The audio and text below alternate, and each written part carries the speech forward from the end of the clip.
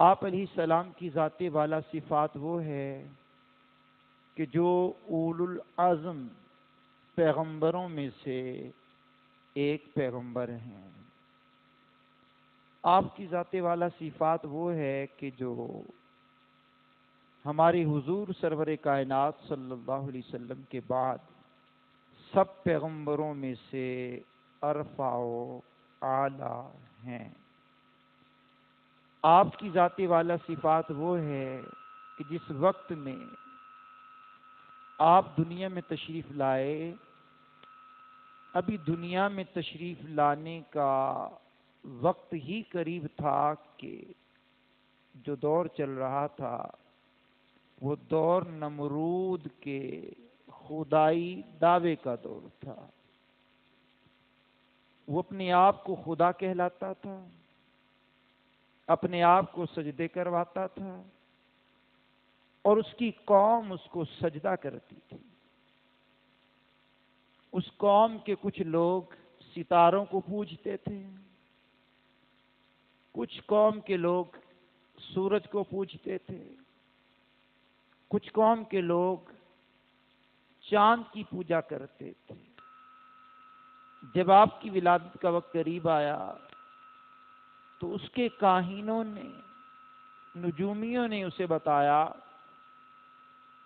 تیری سلطنت کے اندر ایک بچے کی ولادت ہونے والی ہے، وہ بچہ تیرے تخت حکومت کو الٹ دے گا،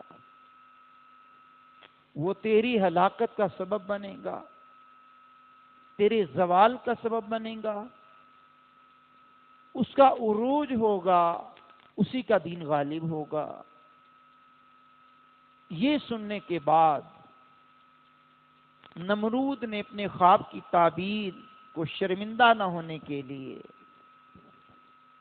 اس نے ایک محکمہ بنایا۔ اس محکمے کے اندر بھی آرڈر جاری کیے، اس وقت میں جو بھی بچہ پیدا ہو اس بچے کو قتل کر دیا جائے، مرد عورتوں سے جدا رہیں، اور حالت حیض میں عورتیں مردوں کا قرب حاصل کر سکتی ہیں کہ اس وقت میں بھی حالت حیض میں جو عورت کے ایام مخصوصہ ہوتے ہیں 3، 5، 7، تو اس میں ہماری شریعت میں بھی عورتوں سے قربت جائز نہیں، یعنی میاں بیوی والے حقوق کرنے کی اجازت نہیں۔ اس وقت میں بھی لوگ اس کو معیوب سمجھتے تھے۔ تو ان دنوں میں عورتیں مردوں سے مل سکتی ہیں، ادروائز مردوں اور عورتوں کا اپنی عورتوں سے مردوں سے ملنا بھی منع۔ اس محکمے کی یہ ڈیوٹی لگ گئی۔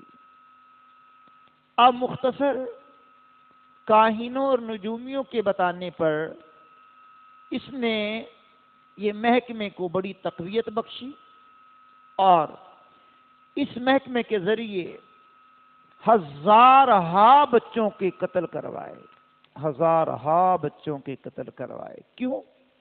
اپنی حکومت بچانی ہے۔ حکومت بچانے کے لیے لوگ کیا کیا کھیل کھیلتے ہیں، کیا کیا اپنے کھیل کھیل کر کے قوم کا بیڑا غرق کرتے ہیں۔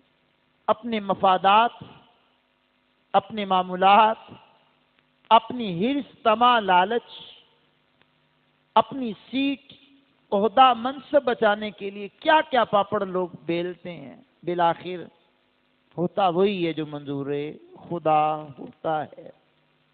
کاہنوں نے، نجومیوں نے بتایا تیرا اتنا اہتمام کرنے کے باوجود بھی کام پورا نہ ہوا، لیکن وہ بچہ اپنی ماں کے پیٹ میں آ چکا ہے۔ اب اس نے پھر عورتوں کی بے دردی کے ساتھ معاملات شروع کیے۔ تو چونکہ ابراہیم علیہ السلام کی والدہ محترمہ طیبہ طاہرہ پاکیزہ تھی، مومنہ تھی، بت پرست تو نہیں تھی، غیر خدا کو سجدہ کرنے والی تو نہیں تھی۔ آپ کے حمل میں جو ابراہیم علیہ السلام تھے تو محسوس نہیں ہوتا تھا کہ آپ کے حمل میں ہیں بھی یا نہیں ہیں۔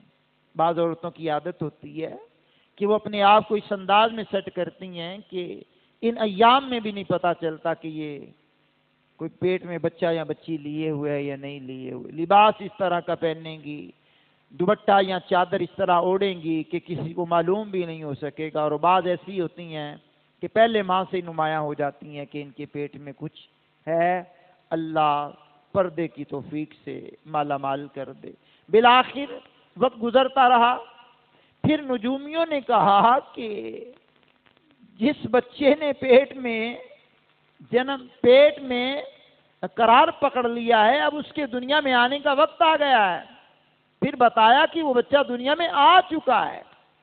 اس وقت بھی نمرود نے بے تحاشا بچوں کا قتل کیا، لیکن چونکہ آپ کی والدہ ایک ذہین فتین عورت تھی، جب آپ کی ولادت کا وقت قریب آیا جناب ابراہیم علیہ السلام کی، تو وہ ایک غار میں گئیں۔ اس غار کے اندر جو ان کے باپ نے، ابراہیم علیہ السلام کے باپ نے بنا رکھی تھی، اس میں غار میں کچھ جگہ بنا رکھی تھی، وہاں آپ گئیں اور وضع حمل ہوا، یعنی جناب ابراہیم علیہ السلام پیدا ہوئے، وہیں بی بی صاحبہ نے آپ کو جنم دیا اور وہیں آپ کو دودھ پلایا، وہیں آپ کو رکھ کر کے آگے کچھ پتھر رکھ دیے تاکہ کسی کو معلوم نہ ہو جائے کہ اندر کیا ہے۔ المختصر، بعض مفسرین کا کہنا یہ ہے کہ جناب ابراہیم علیہ السلام اس غار کے اندر 15 ماہ رہے، اور وقتاً فوقتاً آپ کی والدہ آ کر کے دودھ پلاتی رہیں، اور بعض روایات میں یہ بھی ہے کہ جبریل علیہ السلام تشریف لاتے اور آپ کا انگوٹھا جناب ابراہیم علیہ السلام کا ان کے منہ میں رکھتے تو اس انگوٹھے سے دودھ نکلتا۔ اللہ کی قدرت ہے۔ اور بعض نے یہ بھی لکھا ہے ایک انگلی سے شہد نکلتا، ایک انگلی سے گھی نکلتا، اور ایک انگلی سے کھجور کے ذائقے والی چیز نکلا کرتی تھی۔ اچھا، آپ کہیں گے یہ کیسے ممکن ہے؟ وہ مالک ہے، وہ خالق ہے، وہ رب ہے، الہ ہے، عدم سے وجود عطا کر دیتا ہے، مالک ہے۔ آپ غور فرما لیں کہ آج تو کہا جاتا ہے یہ گٹھلی بوئیں گے تو زمین سے کھجور نکلے گی، لیکن پہلی کھجور کیسے پیدا ہوئی ہے؟ آم کی گٹھلی لگائیں گے تو آم نکلے گا، تو پہلا آم کیسے پیدا ہوا ہے؟ سیب کے درخت کی بیل لگائیں گے تو سیب نکلے گا، پہلا سیب کیسے پیدا ہوا ہے؟ تو وہ مالک ہے، وہ خالق ہے، رب ہے، الہ ہے، وہ کن فرماتا فیکون ہو جاتا ہے۔ تو اس انداز میں جتنے بچے مہینے میں پرورش پاتے ہیں جناب ابراہیم علیہ السلام دنوں میں پانے لگے۔ اونچی آواز میں بول سکیں گے جناب؟ یعنی مہینوں میں جتنے بچے پروان چڑھتے ہیں آپ دنوں میں، اور جتنے سالوں میں بچے پروان چڑھتے ہیں آپ مہینوں میں پروان چڑھنے لگے۔ بعض مفسرین نے لکھا ہے 15 ماہ، بعض نے لکھا 7 سال، بعض نے لکھا 15 سال، بعض نے لکھا 17 سال۔ اب غار میں ہی رہے، جب غار سے باہر آئے ہیں، اور پھر کیا پیغمبر کا انداز ہے، کیا جاہ و جلال ہے، کیا عروج ہے، کیا باکپن ہے پیغمبر کا۔ آتے ہی قوم کو جب دیکھا کہ قوم ستاروں کی پوجا کر رہی ہے، قوم سورج کی چاند کی پوجا کر رہی ہے، تو سورج کی پوجا کرنے والوں کو دیکھا۔ قرآن کریم میں یہ مضامین موجود ہیں۔ کہا کہ تم سورج کو پوجتے ہو، کہا یہ ہمارا خدا ہے، دیکھو کتنا بڑا ہے، نکلا ہوا تو روشن ہے، پوری دنیا روشن ہے۔ جب وہ ڈوب گیا تو آپ نے طنز کرتے ہوئے کہا یہ رب کبھی ڈوبتا بھی ہے، جو ڈوب جائے وہ رب نہیں ہے، جو ڈوب جائے وہ رب نہیں ہے۔ تو ڈوبنے والے ہمیں پسند نہیں آتے۔ ہاں، ہمارا رب الہ ہے، خالق ہے، مالک ہے۔ تو جب رات ہوئی تو چاند نکلا، ستارے نکلے، لوگوں نے کہا یہ ہمارے الہ ہیں۔ صبح ہوئی تو وہ بھی ڈوب گئے۔ فرمایا یہ ڈوبنے والے ہمیں پسند نہیں آتے، یہ مخلوق ہے، الہ نہیں ہے، خالق نہیں ہے، مالک نہیں ہے۔ الہ العالمین اور ہے، مخلوق اور ہے، یہ اس کی بنائی ہوئی مخلوق ہے۔ چاند، ستارے، یہ سیارے، یہ جہاں، یہ سارا مالک نے بنایا ہے، خالق نے بنایا ہے، الہ نے بنایا ہے۔ تو وہ مالک کائنات کو کسی نے نہیں بنایا، سجدہ اسی کی ذات کو ہے، لائق عبادت وہی ذات ہے، رب کی ذات ہے، کوئی اور نہیں ہے۔ بہرحال یہ سلسلہ چلتا رہا۔ ایک مرتبہ آپ سمندر کے کنارے جا رہے ہیں اور سمندر کے کنارے جاتے ہوئے ایک لاش پڑی ہوئی نظر آئی۔ وہ لاش سمندر کے کنارے اسے درندے پرندے نوچ نوچ کے کھا رہے ہیں، لیکن جب اس سمندر کا پانی بڑھتا ہے تو مچھلیاں اس لاش کو کھاتی ہیں، جب پانی اترتا ہے تو پھر جناب والا یہ پرندے درندے اس لاش کو نوچتے ہیں، کھاتے ہیں۔ آپ کے دل میں خیال پیدا ہوا، بارے الہ یہ مردہ جان ہے، تو اس کو زندہ کس طرح کرے گا؟ اب دل میں خیال پیدا ہونا ہے کہ مالک تو اس کو زندہ کیسے کرے گا؟ اب اس خیال کو بھی مالک کائنات نے الفاظ کا روپ دھارا، اور قرآن کریم کا 3 پارہ ہے، سورہ بقرہ ہے، آیت کا نمبر 260 ہے۔ مالک کائنات نے یہ قصہ بڑا پیارا بیان کیا اور بڑے حسین لفظ ہیں قرآن کے۔ وَإِذْ قَالَ إِبْرَاهِيمُ رَبِّ أَرِنِي كَيْفَ تُحْيِي الْمَوْتَى، یہ پیغمبر اعظم حضرت ابراہیم علیہ السلام کے جملے ہیں۔ اور جب عرض کی ابراہیم نے، اے میرے رب مجھے دکھا تو کیوں کر مردوں کو زندہ فرمائے گا؟ اب پیغمبر کا عرض کرنا ہے، جس دور میں ہم جی رہے ہیں، یہ مفروضہ نہیں پڑھنے لگا، جس دور میں ہم جی رہے ہیں یہ انٹرنیٹ کا دور ہے، بڑے چلاک لوگ رہتے ہیں تعلیمی اداروں میں، اسکول میں، کالج میں، یونیورسٹی میں، پوش ایریاز میں۔ یہ لوگ الحاد پرست دہریے کہلاتے مسلمان ہیں، لیکن اللہ کریم کے وجود کے منکر۔ ان کا اٹھنا بیٹھنا اسلام کے مطابق نظر آئے گا، لیکن اندر میں ملحد، کوئی اللہ کے وجود کا انکاری، کوئی مرنے کے بعد اٹھنے کا انکاری، کوئی لبرل ازم کو لے کر کے چلا ہوا ہے، کوئی سیکولر ازم کو لے کر کے چلا ہوا ہے۔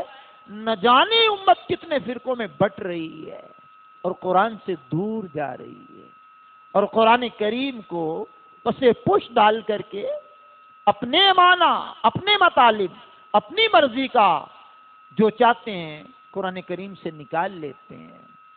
تو مرنے کے بعد اٹھنا ہے، مرنے پر یقین سب کا ہے، لیکن مرنے کے بعد اٹھنے پر یقین مسلمانوں کا ہے کہ مرنے کے بعد بھی زندگی ہے، مرنے کے بعد قبر ہے، پھر قبر کی کیفیات ہے، پھر میدان محشر ہے، پھر جنت ہے، جہنم ہے۔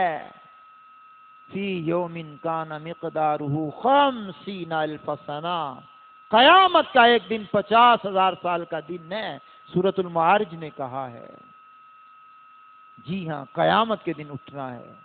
وَإِذَا الْقُبُورُ بُعْثِرَتْ، اور جب زمین خریدی جائے گی، زمین سے مردوں کو نکالا جائے گا۔ اسرائیل علیہ السلام جو سور پھونکیں گے قرب قیامت میں، یہ سارے مرے ہوئے زندہ ہو جائیں گے، میدان معاشر میں چلیں گے۔ تو بات کہیں طول نہ پکڑ جائے، ذکر کر رہے ہیں ابراہیم علیہ نبینا علیہ السلام کا، تو کہا مالک کائنات وَإِذْ قَالَ إِبْرَاهِيمُ رَبِّ أَرِنِي كَيْفَ تُحْيِي الْمَوْتَى، مالک تو مردوں کو کس طرح زندہ کرے گا؟ پیغمبر علیہ السلام کے مالک نے فرمایا قَالَ أَوَلَمْ تُؤْمِنْ، کیا ابراہیم تجھے یقین نہیں ہے کہ تیرا ایمان نہیں ہے کہ میں مردوں کو زندہ بھی کرتا ہوں؟ اللہ اکبر، اللہ اکبر، اللہ اکبر، تیرا یقین نہیں ہے؟ آپ نے جو آگے عرض کیا ہے وہ بھی قرآن کے جملے ہیں۔ قال، کہا، بلا ولکن لیطمئن قلبی، کہا مالک یقین تو ہے، بلکہ یقین کامل ہے، تو مردوں کو زندہ کرے گا، لیکن میں چاہتا ہوں عین الیقین حاصل کر لوں، میرے دل کو بھی قرار آ جائے۔ ہاں، یعنی میں دکھا دے مجھے تاکہ میرے دل میں قرار پیدا ہو جائے۔ ایمان تو میرا ہے، دل میں قرار پیدا ہو جائے۔ اب سنیے جملے قرآن کریم کے کیا ہیں۔ مالک حقیقی نے فرمایا قالا، کہا فَخُذْ أَرْبَعَةً مِّنَ الطَّيْرِ فَصُرْهُنَّ إِلَيْكَ ثُمَّ اجْعَلْ عَلَى كُلِّ جَبَلٍ مِّنْهُنَّ جُزْءًا ثُمَّ ادْعُهُنَّ يَأْتِينَكَ سَعْيًا۔ کہا پیغمبر آپ ایسا کرو کہ 4 پرندے لے کر کے ان کو پالو، بڑا کرو، کھلاؤ پلاؤ، اپنے ساتھ ہلاؤ ملاؤ، مانوس کرو۔ جب مانوس ہو جائے پھر ان کو ذبح کرو، ان کے ٹکڑے کرو، پھر جب ٹکڑے کر لو تو مختلف پہاڑوں پر ڈال دو۔ جب پہاڑوں پر ڈال دو تو پھر ان کو آواز دو، وہ دوڑ کر آپ کے پاس آ جائیں گے۔ آپ آہستہ بھی بولیں گے، میں نے کیا کہنا ہے آپ کو؟ کیا بات ہے، سبحان اللہ۔ وَعَلَمْ أَنَّ اللَّهَ عَزِيزٌ حَكِيمٌ، مالک کائنات نے فرمایا اور جان رکھ اللہ غالب حکمت والا ہے۔ اب جناب والا سورۃ البقرہ کی آیت نمبر 260 کا خلاصتاً میں نے ترجمہ آپ کے سامنے بیان کرنے کی سعادت حاصل کی ہے۔ ابراہیم علیہ السلام نے 4 پرندے لیے، 4 پرندے۔ بولیے کتنے پرندے؟ سب بولیے، اونچی بولیے، 4۔ سب سے پہلے آپ نے جناب والا مرغ لیا، اس کے بعد کبوتر، پھر گدھ، پھر مور۔ ان 4 پرندوں کو آپ نے لیا، پھر ان کو کھلا پلا کر کے پروان چڑھایا، اپنے آپ سے مانوس کیا، پھر 4 کو ذبح کیا، 4 کے کھال بال پر علیحدہ کیے، ہر جوڑ علیحدہ کیا، پھر آپ نے تفسیر میں لکھا اس کا قیمہ بنایا۔ اب قیمہ کبوتر کا یہ نہیں کہ الگ رکھا، مور کا الگ رکھا، گدھ کا الگ رکھا، نہیں جناب، یہ گدھ کا الگ مور کا الگ نہیں، کبوتر گدھ مور مرغ سب کا قیمہ آپس میں ملا لیا، آپس میں ملا کر کے مختلف پہاڑوں پر ان کا قیمہ ڈال دیا، دائیں بائیں آگے پیچھے قیمہ ڈال دیا۔ اب پہلے آپ نے غور کیا کہ ان کو ذبح کیا، پھر قیمہ بنایا، قیمہ بنانے کے بعد مکسنگ کیا، مکسنگ کرنے کے بعد پھر مختلف پہاڑوں پر ڈال دیا۔ اب جب ڈال دیا، اب قرآن نے کہا ابراہیم ان کو بولا، سبحان اللہ، ان کو پکار۔ آپ نے کیا پکارا؟ جملے ہیں سنیے۔ یا ایھا الدیک، اے مرغ۔ اب آپ نے جب مرغ کو پکارا تو وہ سارے پہاڑوں سے اس کا قیمہ جو اس کا تھا، 4 میں سے 1 کا مرغ کا جو قیمہ تھا سارے پہاڑوں سے اڑا۔ ابراہیم اپنی آنکھوں سے نظارہ کر رہے ہیں، جیسے وہ اڑا آپس میں جڑا، گوشت بنا، گوشت بننے کے بعد بھاگا، آپ کی طرف آیا، جو پر وغیرہ آپ کے پاس تھے، پاؤں تھے، وہ پروں کو لگا، سر آپ کے پاس تھا، سر کو جڑا، اور جڑنے کے بعد پورا مرغ ہو کر کے دانے بھی چگنے لگ گیا۔ میرا مالک ہے، میرا خالق ہے، میرا رب ہے۔ پھر آپ نے فرمایا یا ایھا الحمامہ، اے کبوتر کا قیمہ بھی اسی انداز میں اڑا، آپس میں ملا، آپ کے قریب آ کر کے جو سر تھا اس سے جڑا اور پھر دانے چگنے لگا۔ پھر آپ نے گدھ کو پکارا، یا ایھا النسر، اے گدھ کا قیمہ بھی اسی طرح اڑنے کے بعد جڑنے کے بعد سر ابراہیم علیہ السلام کے پاس آیا، جڑا، اور پھر وہ اپنے معاملات میں لگ گیا۔ اسی طرح آپ نے مور کو پکارا، یا ایھا الطاؤس، اے مور کا قیمہ بھی اڑتے ہوئے، آپس میں جڑتے ہوئے، جمع ہوتے ہوئے سر آپ کے پاس آ کر کے لگا اور پھر وہ دانے وغیرہ چگنے لگ گیا۔ میں نے کہا ہے یہ مالک ہے، مرنے کے بعد اٹھانے پر قادر ہے۔ اب آپ نے غور فرمایا، جناب ابراہیم علیہ نبینا علیہ الصلوۃ والسلام نے اپنی آنکھوں سے مردوں کو زندہ ہوتے ہوئے دیکھا۔ اگر آپ کا حافظہ ساتھ دے رہا ہے تو میرا تو حافظہ ساتھ دے رہا ہے۔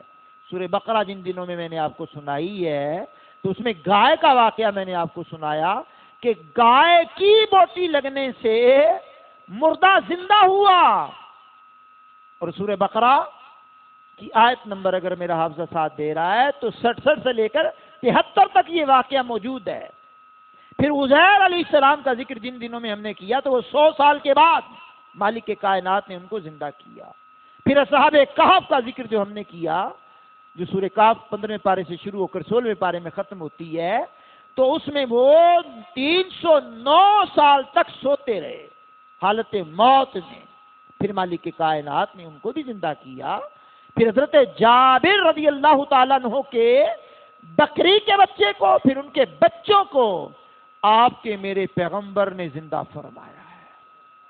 تو یہ مختلف روایات اشارتاً میں نے بیان کی ہیں۔ تو بہرحال جناب ابراہیم علیہ نبینا علیہ الصلوۃ والسلام کا جو ذکر خیر ہے، اس میں بزرگان دین نے چند نقطے لکھے ہیں، وہ آپ کے سامنے پیش کر دیتا ہوں۔ پہلا نقطہ یہ لکھا ہے کہ یہ جو کبوتر مرغ کو آپ نے ذبح کیا ہے اور مور کو ذبح کیا ہے، یہ آپ نے گدھ کو ذبح کیا ہے، یہ آپ نے جناب والا پھر اس کے علاوہ مرغ، کبوتر، گدھ، مور کو ذبح کیا، تو اس میں حکمتیں کیا ہیں؟ تو ذبح کرنے کے بعد ان کو پکارا، یا ایھا الدیک، یا ایھا الحمامہ، یا ایھا الطاؤس، یا ایھا النسر۔ تو پتہ چلا کہ مرنے کے بعد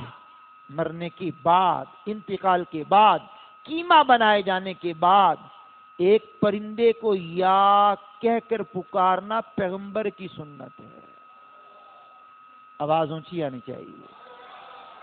تو بھائی جان، اس بات میں کوئی مذائقہ نہیں کہ انتقال پرملال کے بعد اولیاء کاملین کو پکارا جائے، صحابہ کو پکارا جائے، اہل بیت کو پکارا جائے، یا غوث اعظم کہہ کر کے پکارا جائے، یا علی کہہ کر کے پکارا جائے، یا رسول اللہ کہہ کر کے پکارا جائے۔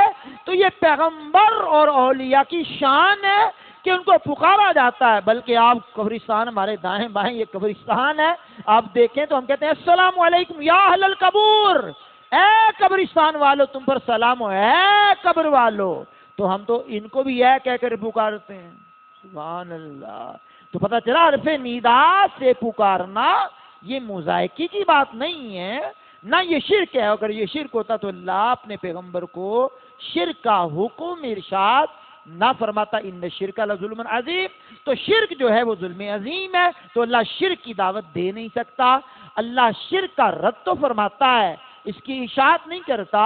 بہرحال مالک کائنات کے پاک کلام کی دوسری بات جو بزرگوں نے لکھی ہے، فرمایا سب سے پہلی بات یہ ہے کہ مرغ، اس مرغ کے اندر جو ہوتی ہے بڑی شہوت، اور اللہ کریم نے پیغمبر کو کہا یہ مرغ جو ہے، مرغ کے گلے پر چھری چلا، جب اس کے گلے پر چھری چلائے گا تو اللہ کریم تیری آنکھوں سے حجابات کو اٹھا دے گا، جب حجابات کو اٹھا دے گا تو پھر مالک حقیقی تمہیں اپنے جلوے دکھائے گا۔ سبحان اللہ ہل کریم۔ اب آپ غور فرماتے چلے جائیں کہ ان کی بری خصلتوں میں، پرندوں کی بری خصلتوں میں ایک یہ بھی خصلت ہوتی ہے، مرغ میں بکثرت شہوت پائی جاتی ہے، تو شہوت کے گلے پر چھری چل جائے تو حقائق سے پردہ اٹھ جاتا ہے۔ شہوت کے ہاتھوں مجبور ہو کر کے لوگ ماں باپ کی عزت کو داؤ پہ لگا دیتے ہیں، بیٹیاں گھروں کو چھوڑ کر کے بھاگ جاتی ہیں، بیٹے ماں باپ کو چھوڑ کر کے بھاگ جاتے ہیں۔ کہا میرا دل کرتا ہے میں نے پسند کی شادی کرنی ہے، اسلام نے جائز رکھا ہے۔ میں نے کہا اسلام نے تو بہت سارے کام جائز رکھے ہیں، صرف شادی کا کام ہی رہ گیا جائز ہونے کا۔ ہاں تو یہاں برادری کو بھی داؤ پہ لگاتے ہیں، فیملی کو بھی داؤ پہ لگاتے ہیں، گھر والوں کو بھی داؤ پہ لگاتے ہیں۔ بیٹیاں ساری زندگی ماں باپ کو سر اٹھا کر کے چلنے کے قابل نہیں چھوڑتی اپنی شہوت کی وجہ سے۔ تو بندہ خدا شہوت کے گلے پر چھری چلا تاکہ تجھے حقیقت سے آشنائی مل جائے۔ تو مور کے اندر بھی ایک بری خصلت ہوتی ہے، یہ اپنی شکل و صورت پہ مان کرتا ہے، غرور کرتا ہے، اپنی شکل و صورت پر گھمنڈ کرتا ہے، میں بڑا خوبصورت ہوں، میری چال بڑی خوبصورت ہے، مجھے لوگ دیکھتے ہیں تو آج لوگ بھی کہتے ہیں میرے نقش و نگار بڑے پیارے ہیں، میری قد و قامت بڑی پیاری ہے، میرا ہیئر اسٹائل بڑا پیارا ہے، میرا جناب والا لباس کا سٹائل بڑا پیارا ہے، میرا بولنے کا انداز بڑا پیارا ہے، میرا چلنے کا انداز بڑا پیارا ہے۔ کئی منٹ تک بندے شیشے میں کھڑے ہو کر کے اپنا معائنہ کرتے رہتے ہیں، کبھی لباس کو یوں کرتے کبھی یوں کرتے ہیں۔ تو یہ جو خوبصورتی ہوتی ہے یہ اس نے ختم ہو جانا ہے، اس پر گمنڈ کیسا ہے؟ وہ بندہ مٹی دا ہے تے مٹی رہنا ہی، ایویں کادی بلے بلے اج مٹی دے اتے بندیا کل مٹی دے تھلے۔ تو مر تو جانا ہے، حسین و جمیلوں نے بھی مر جانا ہے، کالے کلوٹوں نے بھی مر جانا ہے۔ تو یہ اپنی خوبصورتی پر گمنڈ کرنا چھوڑ کر کے چھری چلائیے، اللہ اکبر، عجز اختیار کیجئے تاکہ حقائق سے پردہ اٹھ جائے۔ تو پھر اگلی بات لکھی بزرگوں نے کہ یہ جو گدھ ہوتی ہے اس میں ہرس پائی جاتی ہے، لالچ پائی جاتی ہے، طمع پائی جاتی ہے۔ یہ جو ہرس، لالچ، طمع تباہ کر دیا اس قوم کو، اس ہرس نے، لالچ نے، طمع نے۔ کتنا بندہ کھا سکتا ہے، کتنا بندہ پی سکتا ہے، کتنا بندہ پہن سکتا ہے، اور 7 پشتیں بھی کھا جائیں بعض لوگوں کی تو ختم نہیں ہوتا۔ لیکن ہرس یہ ہے کہ اور مل جائے، اور مل جائے، اور مل جائے۔ مسجد میں آئیں گے تو بھاگنے کی کوشش کریں گے، لیٹ آئیں گے جلدی جانے کی کوشش کریں گے، لیٹ آ کر جلدی جانے کی کوشش کریں گے، اور گھڑی کا ٹائم دیکھیں گے، اتنے منٹ لیٹ ہو گئے، اتنے منٹ لیٹ ہو گئے۔ میں نے کہا ماں بدولت وزیر اعظم ہیں، بہت سے کام آپ کے پیچھے پڑے ہوئے ہیں جو آپ چھوڑ کر کے آئے تھے، لیکن بھائی بات یہ ہے کہ اللہ رب العالمین کے حضور یہ ہرس، طمع، لالچ سے توبہ کیجئے، اس سے جان چھڑائیے تاکہ حقائق سے پردہ اٹھ سکے۔ تو جو کبوتر ہوتا ہے اس کو اپنی اونچی اڑان پر فخر ہوتا ہے، میں بڑا اونچا اڑتا ہوں۔ بندے گاڑیوں میں جناب اڑتے پھرتے ہیں، جہازوں میں اڑتے پھرتے ہیں، بندے میں نے یہ ماڈل لے لیا تو یہ ماڈل لے لیا تو یہ ماڈل لے لیا۔ تو میں نے کہا بھائی اللہ آپ کے نصیب میں کرے، اور اچھی نصیب میں کرے، اس سے بھی اچھی گاڑی آپ کے نصیب میں کرے، کوٹھی بنگلہ اس سے بھی اچھا نصیب میں کرے، حلال ہے تو اللہ اور ترقی عطا فرما دے، لیکن گمنڈ نہیں۔ اس کے گلے پر چھری چلا دو تاکہ حقائق سے پردہ اٹھ جائے۔ قربانی کے ایام قریب ہیں، اور اکثر و بیشتر احباب قربانیاں لے چکے، کچھ قربانیاں لینے کے معاملات کو دیکھ رہے ہیں، کوئی منڈیوں کے چکر لگا رہے ہیں، کوئی لا رہے ہیں، کوئی بیچ رہے ہیں، کوئی خرید رہے ہیں، کوئی رکھ رہے ہیں، کوئی چارے کا انتظام کر رہے ہیں۔ تو یہ بہت اچھی بات ہے، قربانی سنت ہے، اور جن لوگوں پہ واجب ہے یہ واجب ہے، اور قربانی کا ترک صاحب نصاب کے لیے باعث پکڑ ہے۔ تو قربانی انشاءاللہ ضرور کریں گے، اچھے انداز میں کریں گے۔ جو لوگ اپنا جانور لا چکے یہ لانے کی ہمت رکھتے ہیں ماشاءاللہ انہیں تو مبارک ہو، اور جو نہ لا سکتے ہوں، نہ لانے کی سکت رکھتے ہیں لیکن قربانی کرنا چاہتے ہیں، تو دعوت اسلامی نے یہ مسئلہ بھی حل کیا ہے۔ اجتماعی قربانی شرعی تمام احتیاطوں کے ساتھ دعوت اسلامی اس کا انتظام کرتی ہے۔ اجتماعی قربانی کا تمام شرعی تقاضے پورے کرتی ہے۔ ہمارا مرکز فیضان مدینہ شاہ رکن عالم کالونی انصاری چوک پر یہ اہتمام ہوتا ہے، جلدی آئیے، جلدی پائیے۔ اور یہ ہمارے 2 دنوں تک یہ قربانی کا سلسلہ رہتا ہے، پہلے دن بھی اور دوسرے دن بھی۔ تو یہ 2 دن جو ہیں اجتماعی قربانی کی ہوتے ہیں، ویسے قربانی کے 3 دن ہوتے ہیں، تو یہ 2 دن ہم اجتماعی قربانی میں جو حصہ ملانا چاہیں تو ضرور بالضرور حصہ ملا سکتے ہیں۔ حصے کی رقم جو ہے 25,000 بتائی جاتی ہے، رقم ایک حصے کی بڑے جانور میں 25,000 بتائی جاتی ہے۔ عرشوں کا مالک مجھے آپ کو عمل کی توفیق عطا فرمائے۔ وآخر دعوانا الحمدللہ رب العالمین۔